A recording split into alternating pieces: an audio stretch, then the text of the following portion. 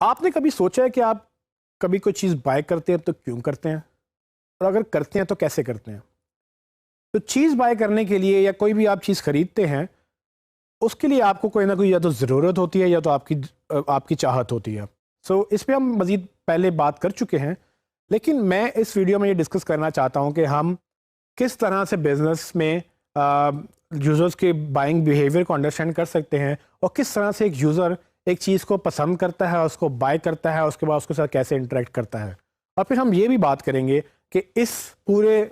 Scenario के अंदर, इस पूरे प्रोसेस के अंदर हमारी एसईओ कहाँ पर रोल प्ले करेगी, चूँकि अब डिजिटल का वक्त है और लोग जो ऑनलाइन शॉपिंग करते हैं वो ऑनलाइन सर्च भी करते हैं, और ये जो प्रोसेस है जो आम तौर पे एक टिपिकल फिजिकल एनवायरनमेंट में या एक आम स्टोर में जाके जिस तरह से लोग बात करते हैं या बाय करते हैं, उस तरह से बिहेवियर ऑनलाइन भी लोगों का होता है। उसके लिए हमें ये लॉयल्टी लूप समझना बहुत ज़रूरी है।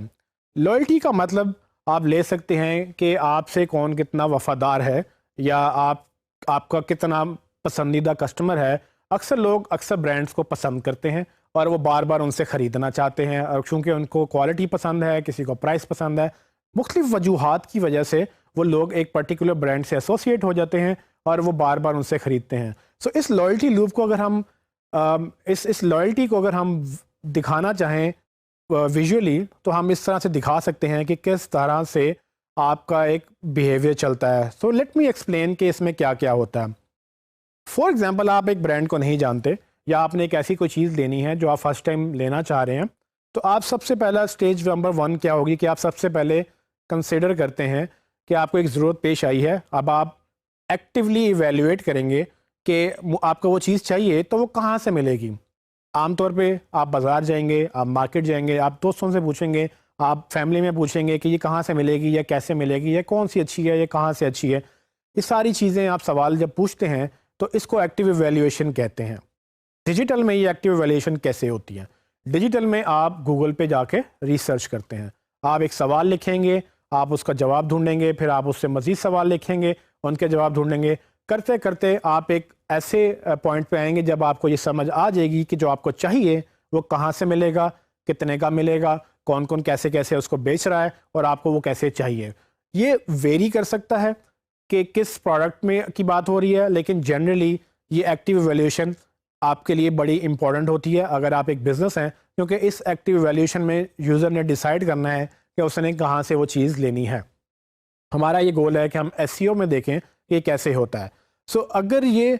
एक्टिव इवैल्यूएशन प्रोसेस के बाद एक वो लम्हा आता है जहाँ पर आपके क्लाइंट को ये लगता है कि मुझे यहाँ पर ये बाय करनी है, वो उसको मोमेंट ऑफ परचेज कहते हैं। वो लम्हा जब आपके दिमाग में ये चीज़ डिसाइड हो जाती है कि हाँ मुझे ये लेना है, क्योंकि इससे पहले आप सोच रहे होते हैं, लेकिन वो एक लम्हे में आप फिर डिसाइड करते हैं कि अब लेना है, तो फिर उसके बाद आप पेमेंट की बात करते हैं या आप उसको बाय करने की शॉपिंग कार्ट में डालते हैं। डिफरेंट एक्सपीरियंसेस हैं डिपेंडिंग ऑन कि आप कहाँ पर खड़े हैं या कहाँ से जाके बाइंग कर रहे हैं। जब आप उसको चीज़ को ख़रीद लेते हैं और उसको इस्तेमाल करना शुरू करते हैं, उसके बाद एक और प्रोसेस चलता है जिसको पोस्ट परचेज बिहेवियर बोलते हैं। ये पोस्ट परचेज बिहेवियर क्या होता है?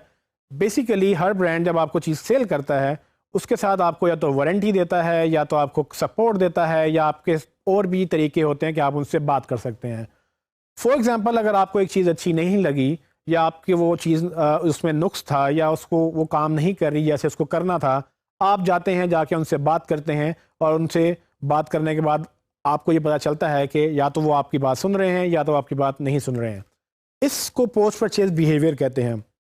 और ये बड़ा इम्पोर्टेंट बिहेवियर होता है, क्योंकि अगर यहाँ पर कोई ब्रांड अगर अपनी ऑडियंस बनाना चाहता है तो बहुत सारे ब्रांड्स यहाँ पर कस्टमर्स को विन कर लेते हैं, और जो यहाँ कस्टमर्स को विन कर लेता है तो वो फॉर एवर उनको विन कर लेता है। लेकिन अगर यहाँ पर आप उनको मिस कर दें, अगर यहाँ पर आप उनको लूज़ कर दें, उनको सब प्रॉपर सपोर्ट ना दें, तो वो क्या करेंगे, उनको वो दोबारा से आपके पास नहीं आएंगे। तो बेसिकली ये लॉयल्टी लूप यही एक्सप्लेन करता है कि जैसे ही वो पोस्ट परचेज बिहेवियर या आफ्टर सेल बिहेवियर, वो उसमें ये यूज़र डिसाइड करता है कि दोबारा अगर उसको वैसी प्रोडक्ट चाहिए, अगर उसको दोबारा वही प्रोडक्ट चाहिए, तो वो किसके पास जाएगा? अगर वो आपसे खुश है और आपकी क्वालिटी, आपकी सपोर्ट सर्विसेज, आपका सब कुछ उसको पसंद है, तो बजाय इसके कि वो दोबारा से वो सर्च करे, वो आपके पास ही दोबारा आएगा और ये लूप क्रिएट हो जाएगा। ये लूप यानी कि जो चक्कर है, इसमें यूज़र दोबारा से नहीं ढूंढेगा कि हाँ मुझे अब जूते चाहिए तो मैं हर बार एक नई कंपनी ढूंढूं, उनको एवेल्युएट करूं, उनको टेस्ट करूं और फिर डिसाइड करूं कि हाँ इनके जूते अच्छे हैं या नहीं हैं। अगर उनको एक ब्रांड के जूते पसंद आ गए हैं तो दोबारा जब उनको जूते चाहिए होंगे वो सीधा उसी ब्रांड के पास जाएंगे, उसको बाय करेंगे और उसके बाय करके यूज़ करेंगे। और इसी तरह से ये हर बिजनेस के लिए वैलिड है कि वो ये लूप को अंडरस्टैंड करे। हमने ये अंडरस्टैंड करना है कि एसईओ या डिजिटल मार्केटिंग में ये लूप कैसे इफ़ेक्टिव है या इस लूप में हम कैसे अपनी इनपुट डाल सकते हैं। सो डिजिटल मार्केटिंग की बात भी हो सकती है इसमें सिर्फ सर्च की बात भी हो सकती है। सो हमें जो फोकस करना है वो करना है स्टेज नंबर 1 पे।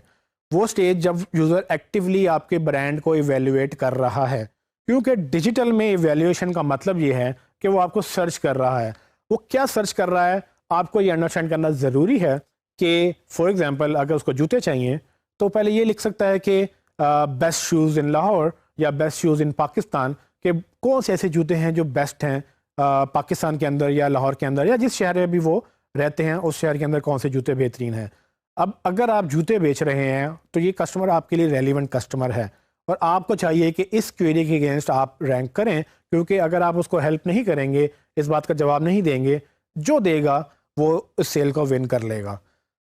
इसी तरह से अगर आप कपड़ों की बात करें या आप खाने की बात करें या आप रेस्टोरेंट की बात करें या किसी भी तरह से और भी बिजनेस की बात करें, तो लोग ये वो सवाल पूछते हैं जो एक्टिवली वैल्यूएशन में फॉल करते हैं कि किस ब्रांड को डिस्कस करना है। आप इसको हर एग्जांपल में डालते जाएं और अपने साथ उसको देखते जाएं, लेकिन ये एक्टिव वैल्यूएशन का प्रोसेस सर्च के तहत बड़ा इंपॉर्टेंट रोल प्ले करता है, क्योंकि सर्च हम जैसे अंडरस्टैंड कर चुके हैं कि गूगल सबसे बड़ा सर्च इंजन है और गूगल में बार बार ये सर्चेज होती हैं। सो अगर आप गूगल और बिंग ये दो बड़े सर्च इंजन को लेकर अपनी स्ट्रैटेजी इसके मुताबिक करें और अगर आप ये अंडरस्टैंड कर लें कि यहाँ पर लोग क्या क्या सर्च करते हैं अपनी प्रोडक्ट्स के बारे में, तो आप इन प्रोडक्ट्स के ऊपर या इन क्यूरीज के ऊपर अपना कंटेंट रैंक करवा सकते हैं और वो रैंक करवा कर आप उस एक्टिव वैल्यूएशन का हिस्सा बन सकते हैं। जब आप उस एक्टिव वैल्यूएशन का हिस्सा बन जाएंगे, जब आपकी वेबसाइट पे वो आ जाएंगे, वो फिर डिसाइड करेंगे कि आपके प्रोडक्ट इस काबिल है कि उसको बाय किया जाए या आपके प्रोडक्ट इस काबिल है कि उसको यूटिलाइज करके दोबारा से उसको लोगों तक भी बात की जाए। वो मोमेंट ऑफ परचेज की बात तब होगी जब वो एक्टिव वैल्यूएशन में आप उसको विन करेंगे। सो अगर हमें ये लूप पूरा करना है, हमें ऐसे कस्टमर चाहिए जो बार बार हमसे बाय करें, तो स्टेज नंबर 1 ये है कि हम उनको पहले अट्रैक्ट करें। वो जो पहली स्टेज है एक्टिव वैल्यूएशन में, उसमें सर्च इंजन एक बड़ा रोल प्ले करती है और जिन जिन ब्रांड्स को ये समझ आ गई है वो इसको यूज़ करते हैं और वो इसको यूज़ करते हुए ट्रैफिक इंक्रीज़ करते हैं। ज़्यादा ट्रैफिक का मतलब ज़्यादा कस्टमर का मतलब ज़्यादा सेल्स और बिजनेस की ग्रोथ है।